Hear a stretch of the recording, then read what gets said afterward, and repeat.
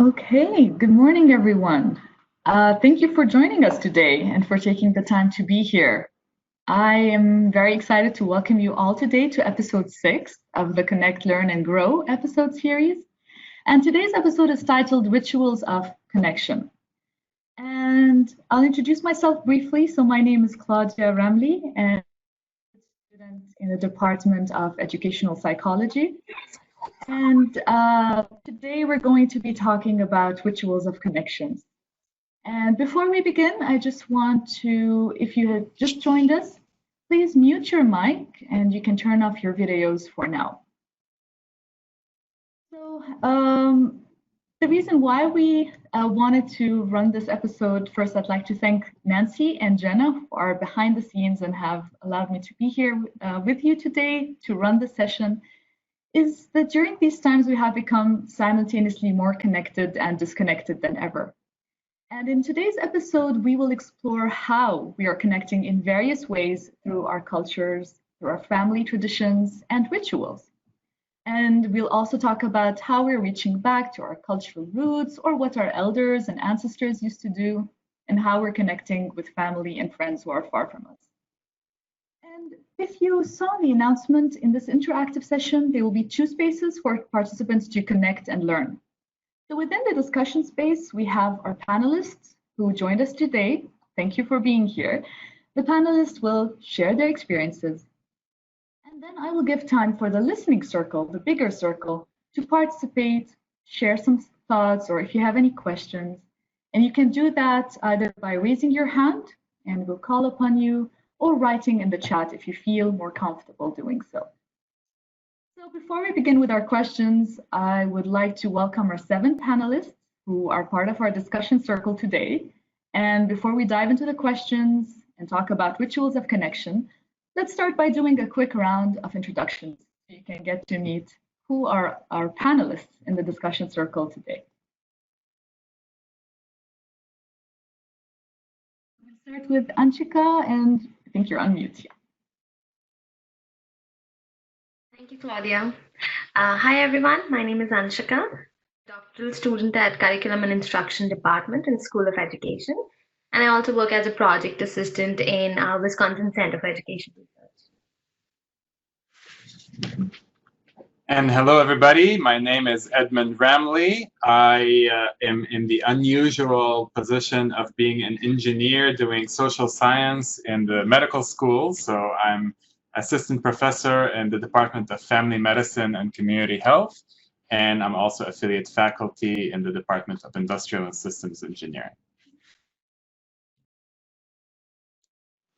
Hello, everyone. My name is Pema, and I'm also a graduate student at Educational Psychology Department under the Human Development Program. And I'm also a research assistant at Center for Healthy Mind. Thank you.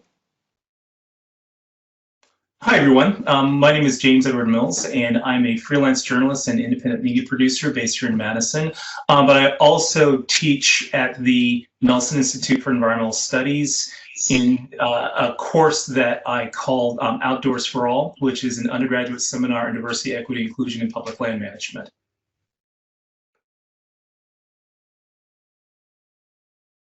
Hi, everyone. I am Sophia Jama, and I'm a graduate student at Education Leadership and Policy Analysis, and I am also a graduate assistant at the Department of Anthropology. Hi, everyone. I'm Sarah, and I am a program facilitator at the Delta Program for Research Teaching and Learning, and I facilitate all sorts of programming related to college science teaching and research mentor training as well.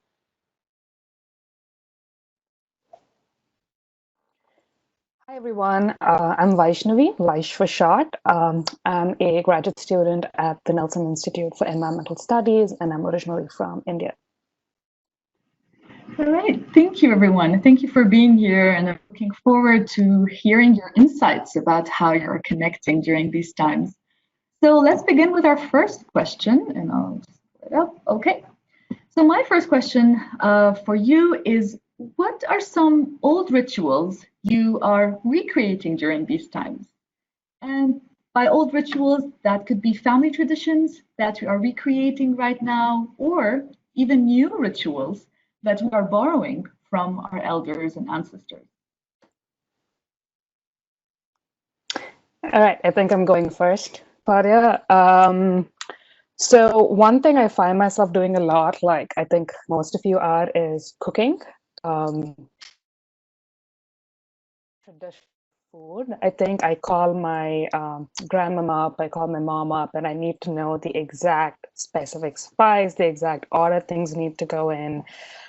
Usually when I cook, it's like whatever, right? I just mix and match and do anything. But now I need the exact taste of home cooked food. It's been interesting how that's become so important to me in these times, and it's also been a way of connecting, I think, back to my family. I call my grandmom like twice a week, my mom twice a week, and so another thing I find myself doing a lot is gardening.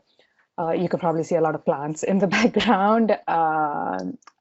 It kind of started before the whole COVID situation. My interest in gardening, a friend got me a houseplant a couple of years ago, and since then it's kind of just exploded. And I got into vegetable gardening last year and expanded that in my backyard this year, including getting a community garden plot with a couple of friends. So growing a lot of vegetables.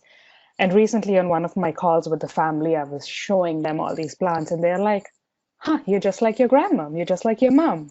And then it was like, thinking back, I'm like, my grandmom had this beautiful, huge backyard. So did my mom. And I never thought about it, but it's been really interesting to see that, huh, this is actually something that I've grown up with that I never really realized, consciously. And it's something that I'm kind of carrying forward as a ritual or tradition or whatever it is, right? So it's been grounding and really calming, especially in these times. So these are like the two big things I think that I'm doing. Thanks for sharing, Vash. And yeah, you do have a very impressive collection. I did get a sneak peek when we had a pre-meeting, and that's quite impressive. Thank you for sharing. Thanks. Okay, so I think I'm next. Yeah, picking up on what Vaish said, I think food has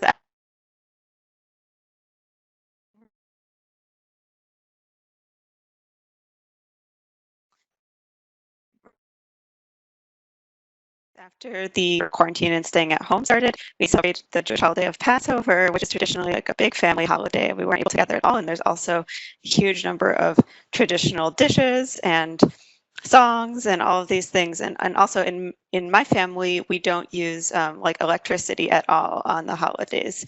And so we weren't exactly able to gather on Zoom. Like you could sort of check in with family and kind of do some of the elements on Zoom, but we weren't able to do that. So there's actually a huge amount of sort of taking pictures at every stage of the preparation. And again, asking for like the right ingredients and the exact way to make certain dishes, taking pictures of the table.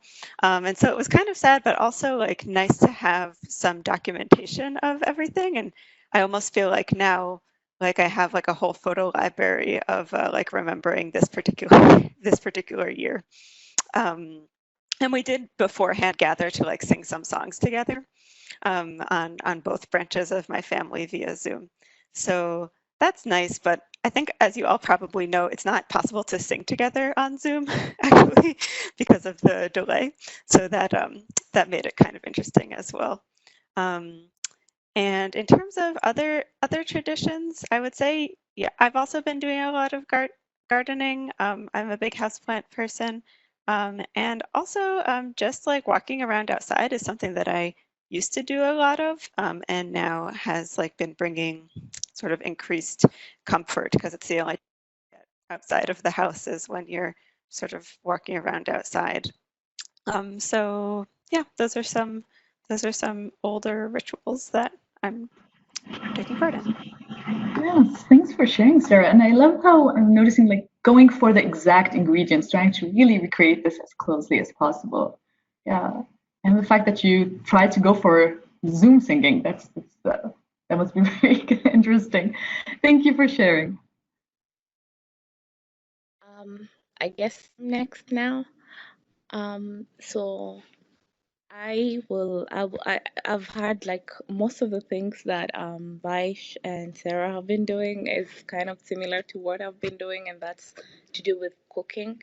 One of the most important things, especially during the month of Ramadan, which we are in, um, it's been mostly about cooking the traditional food. There's like this whole tradition during the month where like we used to get to invite people in your homes and you get to like share a meal with them. And right now that is not able to happen. But one of the things that we've been able to do is share this traditional cultural meals. Like we kind of like share recipes, and I've kind of learned a lot in the past few days than I loved cooking before, but I kind of picked up more recipes and more styles, and I get so excited once they come out the exact way from the pictures and all that. Um, Another thing has been also sharing.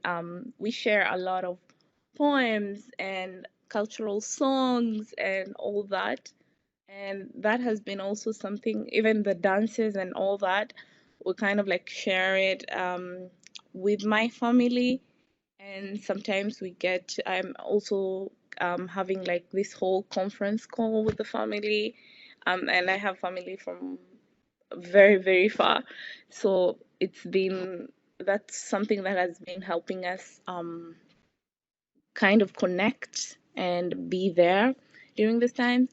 And one extra thing that I added was like working out a lot. So I have that whole moment of I saw from a friend meditation and mindfulness working out. So I kind of like have picked up some yoga on the way.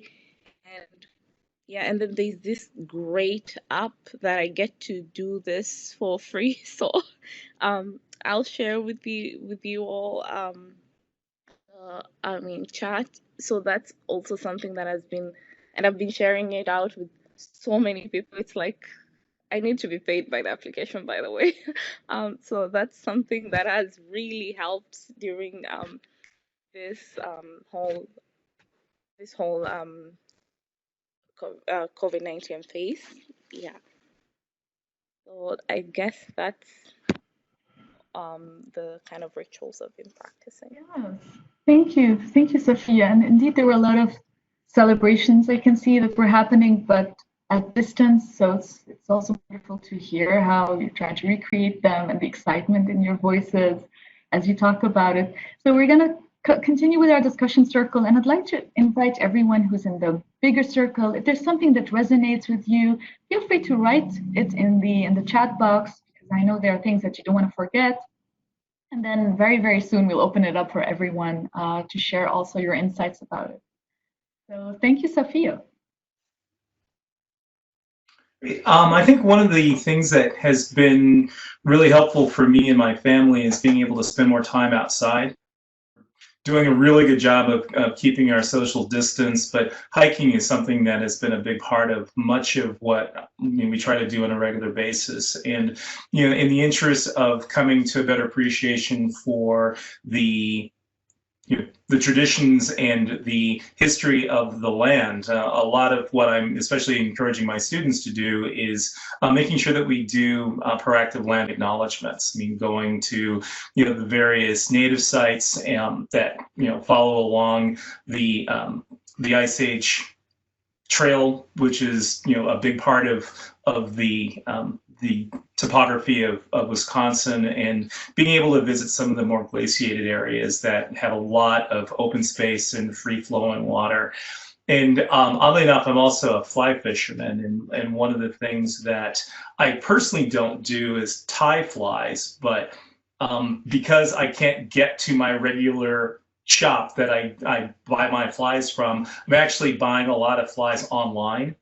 And there's some interesting patterns from people who are making a variety of different both nymph and chrysalis patterns that are mimicking the the flow of what's happening in nature right now, and being able to strike up relationships with people who are having very similar experiences in other rivers and across not only Wisconsin but around the country, and being able to find frankly, the ability to have a little bit of community, with people who share my interest in fishing, but at the same time, are, quite far away, and giving me the opportunity to use some of their skills and resources to help improve my own personal enjoyment of the outdoors. Thank you for sharing, James. And you're an outdoor expert, so it's lovely to hear how you're describing. And I'd love to see how can I access the Ice Age Trail. Is that what it's called? Yes, it's the Ice Age National Scenic Trail. Okay. It's one of 11 national scenic trails in the country, and we have one right here in Wisconsin. It's actually a unit of the National Park Service. Okay. All right. Thank you so much for sharing, James. Hi. In my experience, I found myself going back to memories more than before. Like, since I'm very close to my mom, and I even started calling and chatting more with my mom during this time. And not only that, we both, in my cases, I were asking more questions about her past childhood memories, because I want to get all things in details and right. And also, I found both of us sharing and recalling the past time that we spent together. And in a way, it's really like cherishing the past moments. And that was really like powerful in one sense. And other thing is, like, since the community where I come from, there's so many activities that are rituals that we share together with a community people. So just to give you a background, I am a Tibetan living in India. So in our communities, we spend a lot of time listening to teachings, which has to do with training the mind. And this time, since it cannot be redone here, so because of the YouTube and social media, I found myself going back to those teachings and listening again. That was helpful. Yeah. Oh, that is very interesting, also. Thank you for sharing, Pema. So I think I'm next. This is Edmund, and I'm going to share a couple of examples from two ends of the sort of traditional and rituals spectrum, and then I'll share a story echoing the food connection, which we've all been experiencing. So on one end, I'm an avid reader, and I've been reading a lot more than I usually do with all the busyness of everyday life, and of course with not being able to spend time with friends and so on. I've been spending more time reading, which has been really, really nice. And on the other, so that's sort of a way of reconnecting with myself, with my own rituals of that are kind of tied to my own personality. And then on the other end of the spectrum, my brothers and I have been going back to playing a video game together remotely. Working in playing in a multiplayer setting, a video game that we used to play when we were teenagers, and that's been a really interesting way to connect, not as, oh, how are you doing, reporting on each other's lives, because we live in different cities, but actually just chilling together, which is hard to do when we're not in the same space. But it's been fun to do that together through this game that I haven't played for like 15 years or more.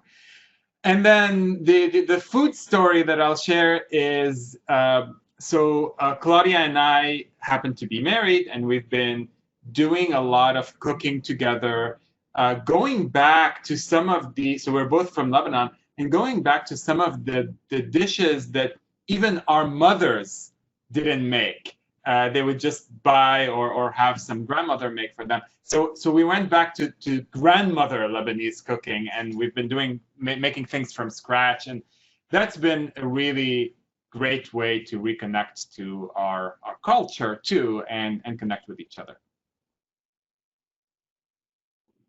Thanks for sharing, Edmund, and the idea of connecting with yourself and connecting with your siblings, and then connecting with culture and the grandmothers. So, all right, and last but not least.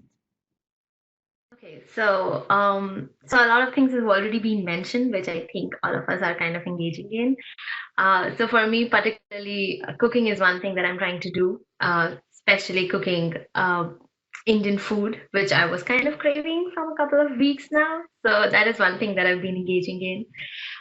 Then during school year, otherwise, because the schedule is usually so hectic, I've not been able to indulge myself in reading fiction, which I used to a lot at one point. So now I've taken out time for myself to read fiction, just like a couple of pages before I go to bed or stuff like that. And one more thing that I found myself doing more often in this time is having video conferences with my immediate and extended family. With all my cousins and my aunts and uncles being in different states and different countries, I think video conferencing has been extremely helpful, because otherwise it usually used to be like a voice call, just checking in, but now we have these elaborated family conferences happening, which has been extremely helpful, just to make sure that, okay, wherever everyone is doing fine, we are all there for each other in whichever way we can be. So yeah. Yeah, that's a good point.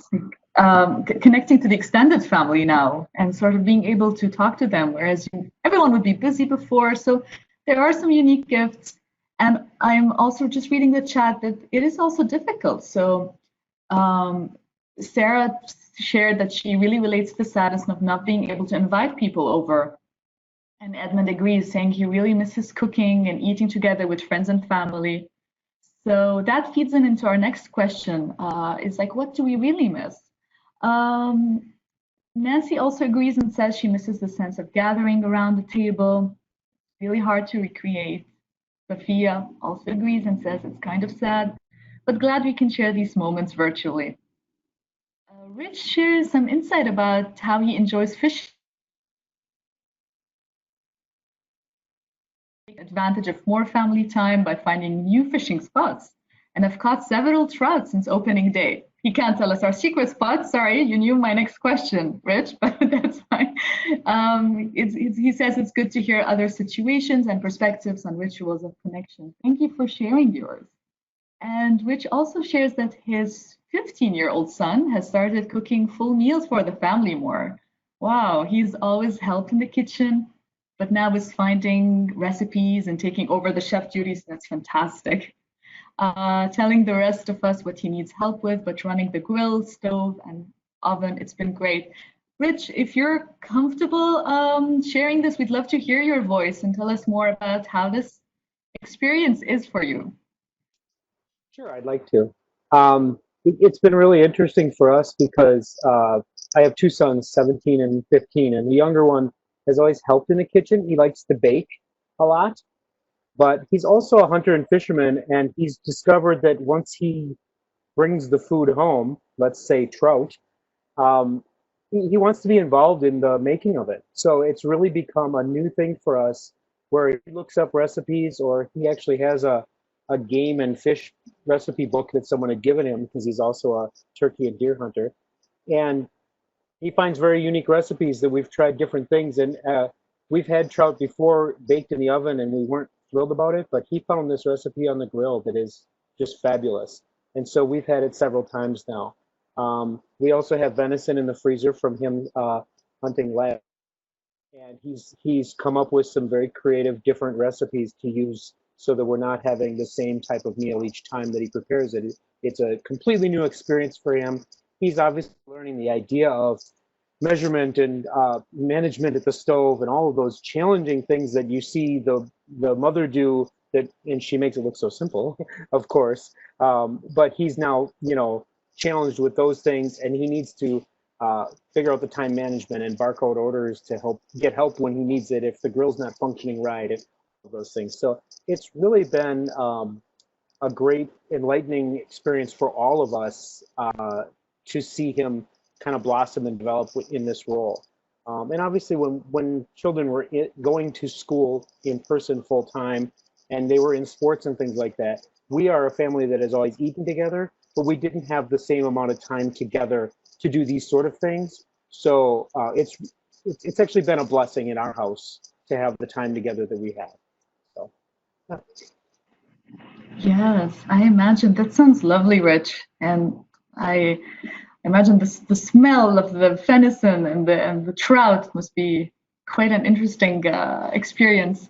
And also, don't share your address because we might come and join you for dinner or lunch someday. Jenna says she missed the summer live music, going to the farmers market, family barbecues.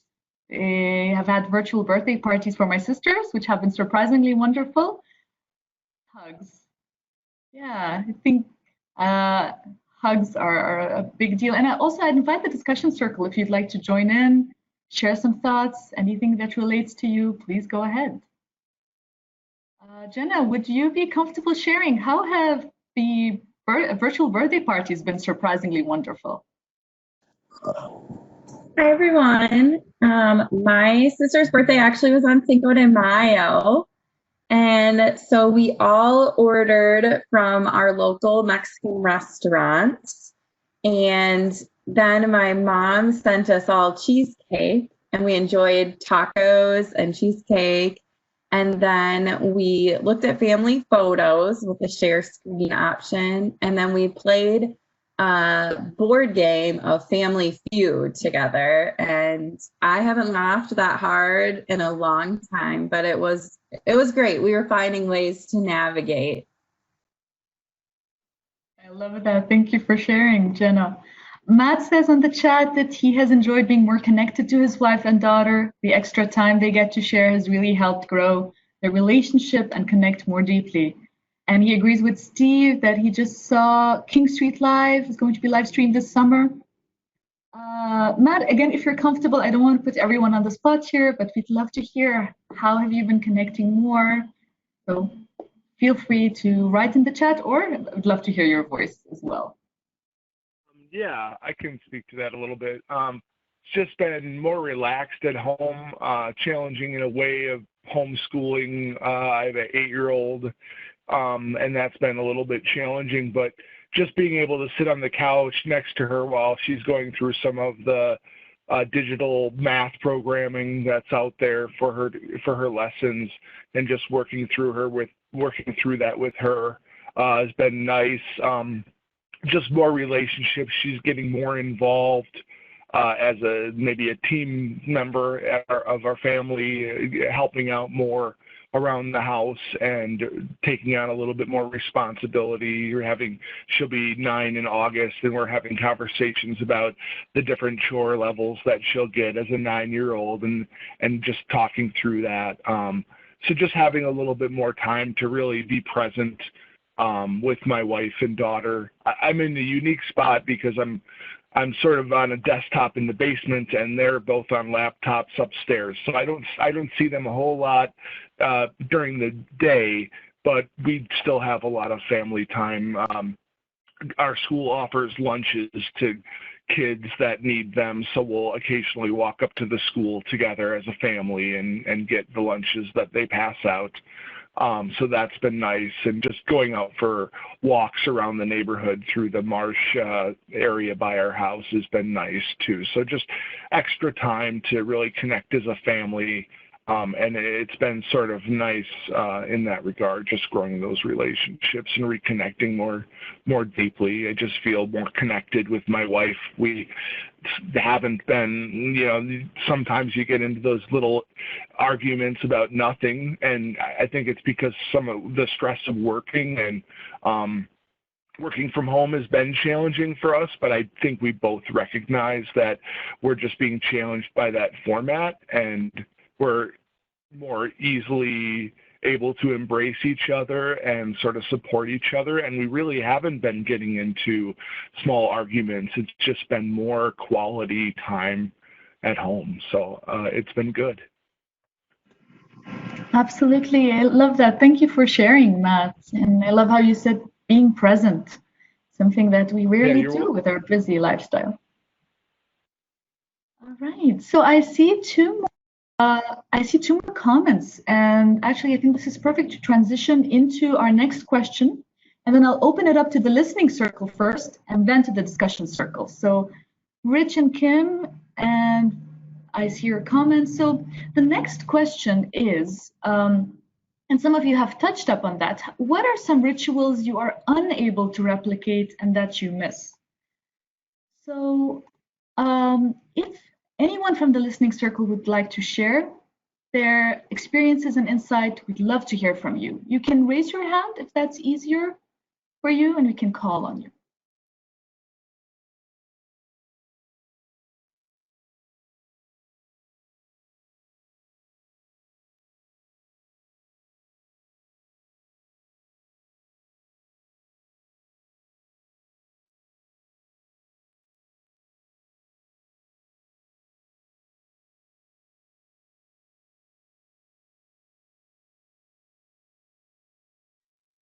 Hey, so meanwhile, I can read Rich's question. Talked about his wife went to Westside Community Market, felt it was not the same experience as in previous years. The social aspect of it is tainted.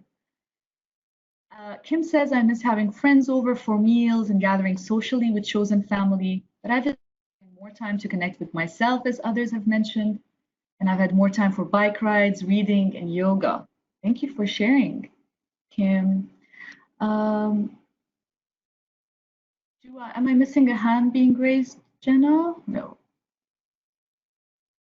All right. So feel free to jump in. We have a comment from Anchal. I hope I'm pronouncing this correctly. We're definitely having a good time with our 7-year-old. He's communicating so much with his grandparents back in India. That's lovely. Anshal, I also welcome you to share your experience if you'd like. We'd love to hear your voice. And Madeline says, I went to a COVID wedding. We couldn't hug. It was strange, I imagine. But we did have cake. Interesting. Was it homemade cake?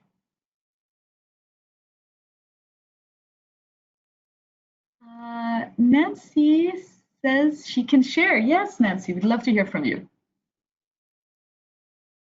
I have a group of friends that play casually in the summer volleyball for the last 20 years.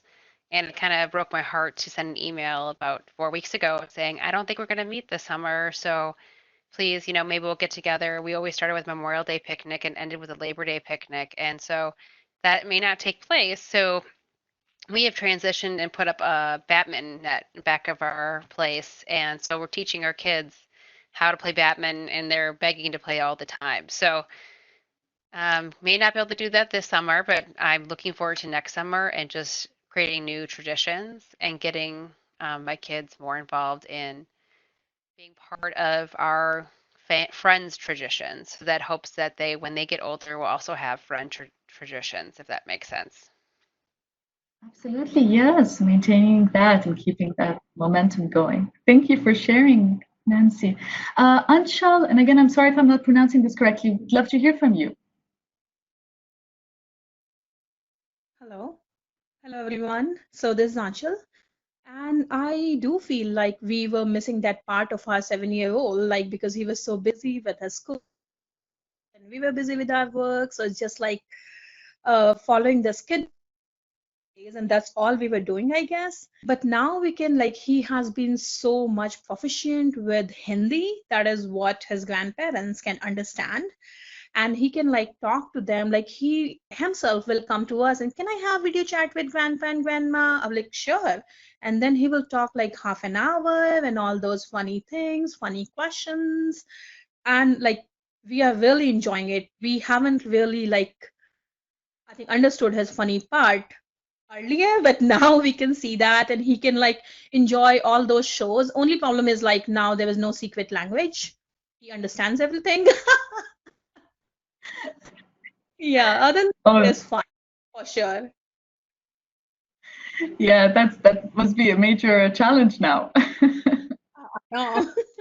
It's good that phase. Yeah, we are having really good family time. That's lovely to hear. Thank you so much for sharing, Anshal. Thank you.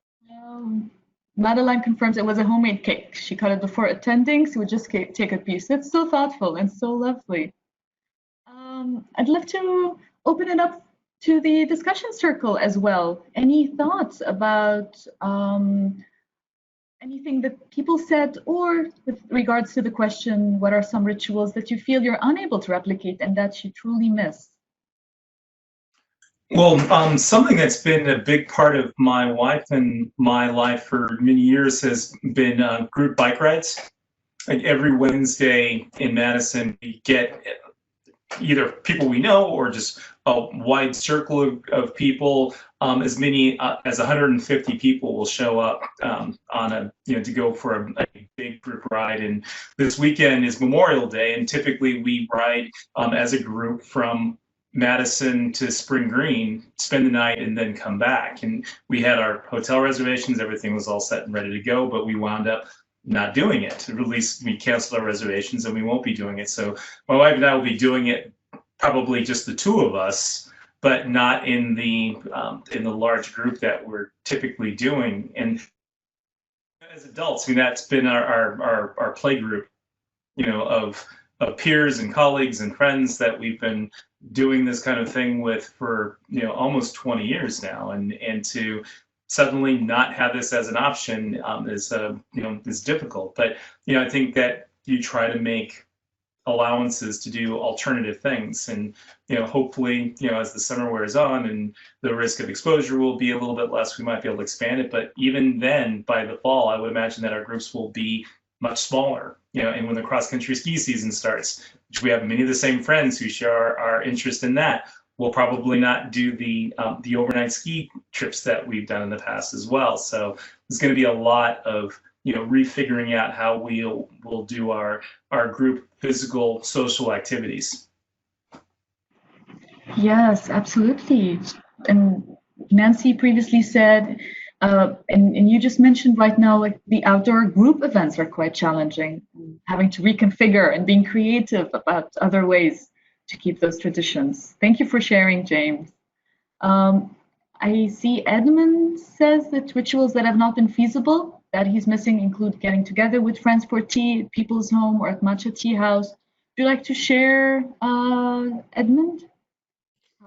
Yeah, I'll just say that I've tried to have tea over Zoom. It's really not the same because I don't know what it is exactly. Getting together for dinner with friends has been nice, but there's something about the deliberate slowness of being in close proximity with a friend or with a group of friends, and someone is pouring tea, especially when we would go on Sundays to our friend's house, and he would be making different kinds of teas for all of us. There's something about that slowness of it and closeness, social closeness of it that doesn't transfer well to virtual media. Yeah, like what you said about the deliberate slowness, it's hard to recreate as much as you try. That's true. Kim says she misses farmers markets and work socials. Yes. And Matt says meeting with the student print team, playing music in my band. Definitely. And in a sense, as I hear all your thoughts, it makes me take a step back and see how each one of us has created something, a tradition, a ritual that when it just was more challenging to implement, it really affected us. And it's also, I would love just to celebrate that we have all of these communities that we've developed and that we're now trying to be creative and see how to keep them. I have one which kind of ends on a happy note, which is that I used to really like going to the group exercise at the natatorium at the UW gym. It's if you haven't been, maybe it will maybe it will happen again sometime in the future, but right now it has been like in the enormous gym, so it's a huge amount of people, like a pretty wide cross section of the UW community, I would say. And so that's canceled. But something that has been very funny is that my husband has been leading various family members and friends in group exercise over video conference. And I felt like it was similar to what Edmund was saying of like hanging out together while not just sort of talking and checking in, but doing this thing. And it seems we have like a lot of friends and family members who are also stuck in apartments and like losing motivation to actually move their body. And so that has been kind of a replacement. And it's funny because these are friends I would never think to exercise with under normal circumstances, but that's what we've been doing. Yeah, indeed. Yeah, these are sort of like new things that you're just creating that didn't exist before. Yeah. Can I go? Of course, yes. So just on the lines of what Edmund and Sarah was saying, so me and a couple of friends have like scheduled a Friday night dinner, which we via Zoom, obviously, so that we could just have like drinks and dinner together.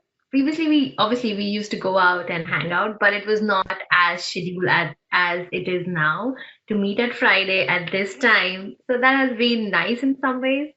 I do miss just hanging out with them like in person, just seeing them around me. But just the fact that people are making more efforts to make sure that we are able to connect with each other and connect with our family and friends, that has been nice. Absolutely, Anshika. Yeah. Have you been, Edmund? Yes. Yeah, there's something else I just realized I've been missing is, you know, a lot of the stuff that we've been talking about is more extroverted and social connection based. And that's not all that's been impossible to do. Like, I just realized I've been missing being in libraries, you know, where you just in your introverted bubble and just connecting with yourself and with your inner world, but in this environment, in this setting where that's more conducive to that. And I've really missed that. I hadn't realized until now. Yeah, we have a big yes agree from Nancy on that, Edmund. She relates. Nice. She says she didn't think about it. A couple of days back, I was telling a friend that how I miss the experience of going to a cafe or a restaurant, just like go and eat where there are people around, and like just that whole experience. Absolutely. Yeah. Yeah. The little things that we not think about. Yeah. I can see in the chat boxes we have a lot of yeses. Madeline says yes, Edmund, she picked up a book on hold and it was amazing. Sophia also agrees. Yes, those little things. I love going on walks. And to me, it's for beginning, I was like afraid of going. I didn't know what to expect. But then when I exit the apartment doors now, and Edmund is a witness to that, I just like run off into the sunshine. So those little things. Rich says, when we heard the libraries were closing, we went and checked out about 20 movies and a bunch of books. So glad we were proactive in doing that. Yes, that is a great idea. Anshel agrees. She says she misses those carefree outings. No panic. Library is open for curbside pickup, but don't feel comfortable picking a book. Yes, indeed, there are things that are hard to recreate. And I'm very appreciative that we are sharing how it feels. I think I missed a comment from Julie earlier. She said, I'm worried about a wedding I'm officiating in September, which is something I love doing. And there's so much uncertainty about how that will work right now. Exactly, Julie. Yes, that must be very challenging to do. I think someone mentioned that they attended, yes, a COVID wedding. So I'd love to see. Maybe you can give each other tips. How did that work? I'd like to mention something also. So basically, as I mentioned earlier, like most people have been talking about like the meetings and everything, and I mentioned like being in the month of Ramadan, we kind of like invite people, and that has been like a culture that I've never seen not happening.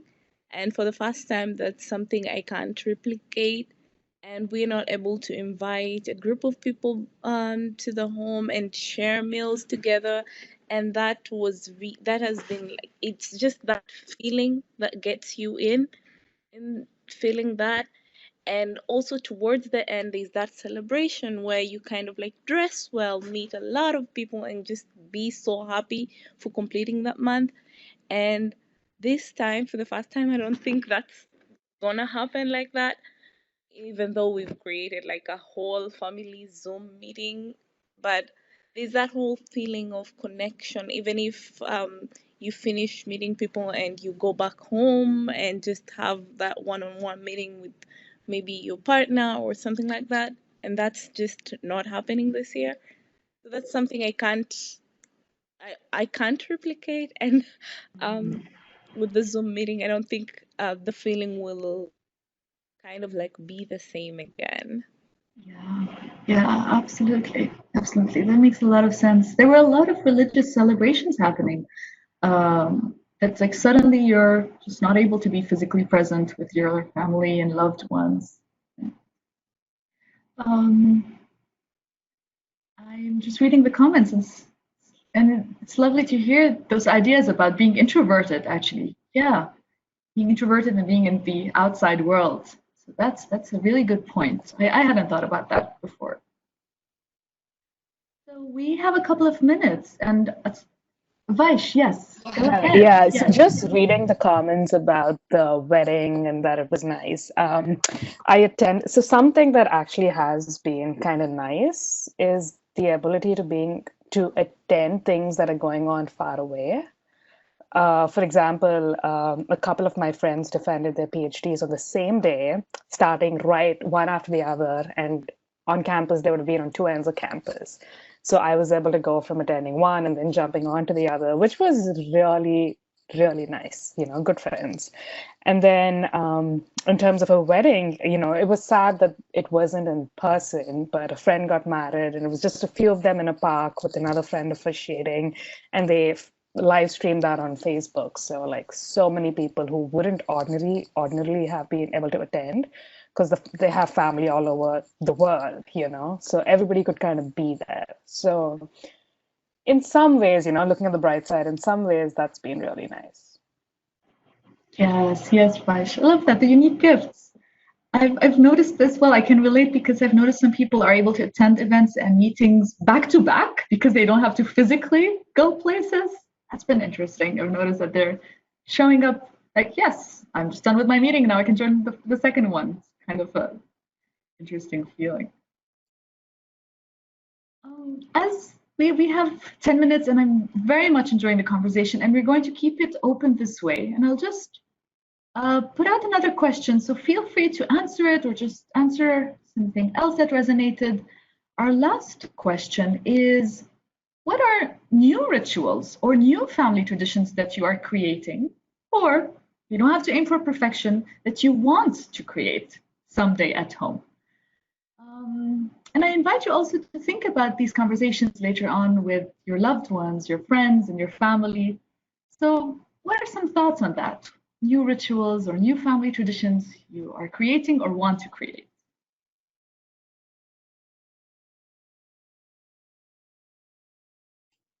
It's been nice that we've been able to have lunch together every day, which is not always feasible during the week. So that's been really nice. And I know we've talked a lot about doing more gardening and herb gardening and vegetable gardening on our balcony. So that would be nice to get into. Yeah, indeed. There's been more time to be present and attend to a garden. Yeah, that's a new ritual we've been aiming for. I'd love to hear additional thoughts. I've been doing so the rituals I have been recreating is cooking traditional recipes a lot, but a new ritual, I guess, is I'm cooking with friends who are all over the world. So we are on video all through, and we're trying one of my friends is Chinese, so I'm trying all these new Chinese restaurants and recipes. And we're doing this online, you're like, my friends like looking at what I'm cooking is like, no, the color's not right, something's missing. So it's been a way of connecting with friends all over the world, and also it's been a really interesting time, like cooking, with the other person kind of guiding you. So it's been fun. Yeah, absolutely. I think still along the lines of cooking, one of the things that I have been doing is long term. And so like I made a big batch of tamales, that wound up in the freezer. And the next day I made a big batch of samosa. And then I started learning how to can. So I made jelly, and the great thing about part of the problem is as much as I like to cook, doing it in small batches for a single meal typically means that you either don't have enough or you've got way too much.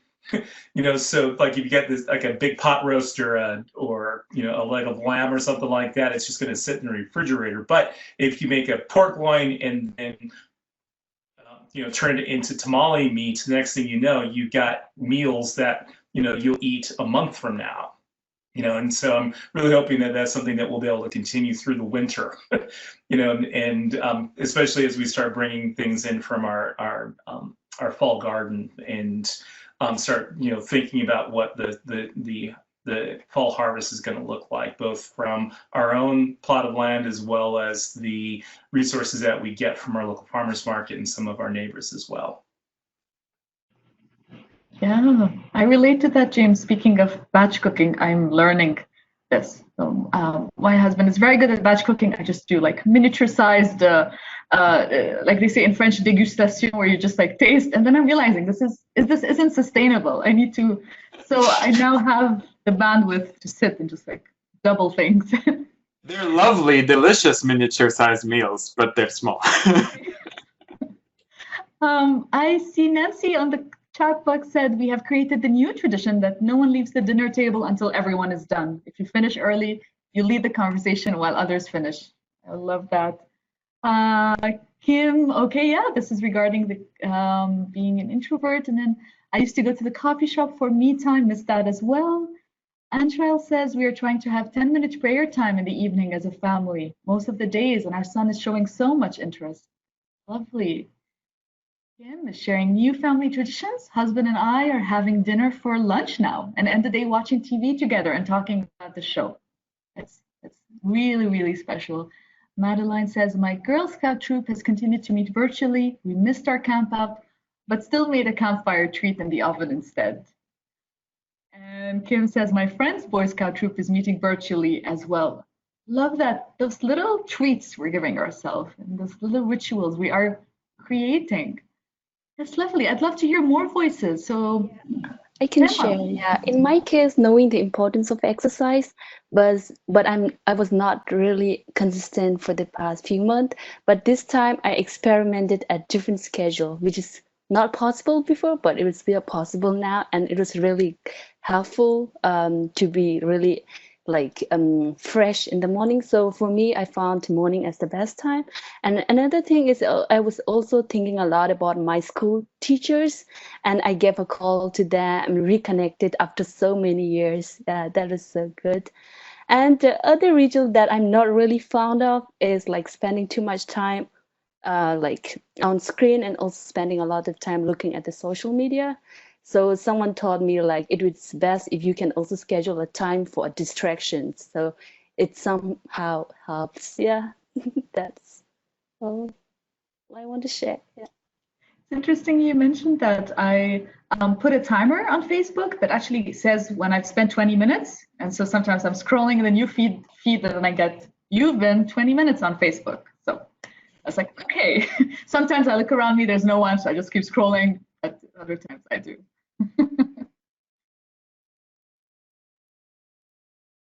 Anyone else? We'd love to hear your voices.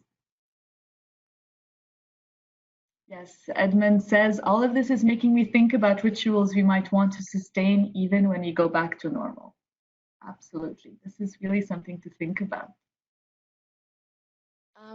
I'd like to share a meme Basically, I just read something funny because of lack of events. Now people, there was a poster that was saying, has quarantine got you down? Maybe we can have a neighborhood screaming and see who can scream the loudest around the neighborhood. So let's meet at 5 p.m. and see how you can scream. So I just found that so funny because we don't have events anymore.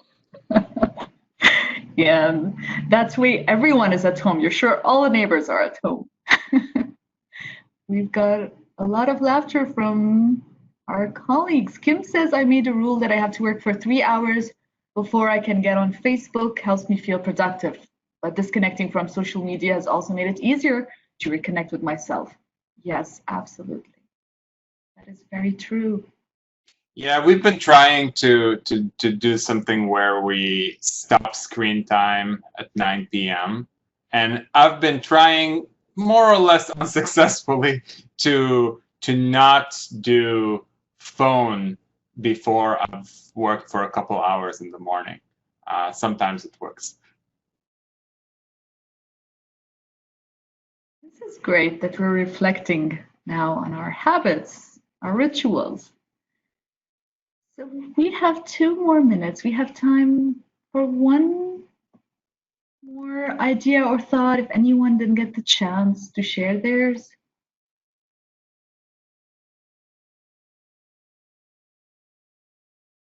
All right, I don't see any hands being raised in our circles. Okay, so just a last thought to think about before we leave today's virtual community. Thank you so much for joining this episode. And I'd love to invite you to have these conversations with your loved ones, with your friends and families, whether it's appreciation or saying, hey, I miss doing this. Let's try to figure out a way to recreate it online. And just before we end our call today, I really want to say a sincere thank you to our panelists who gave their time to be here. Thank you for sharing your stories.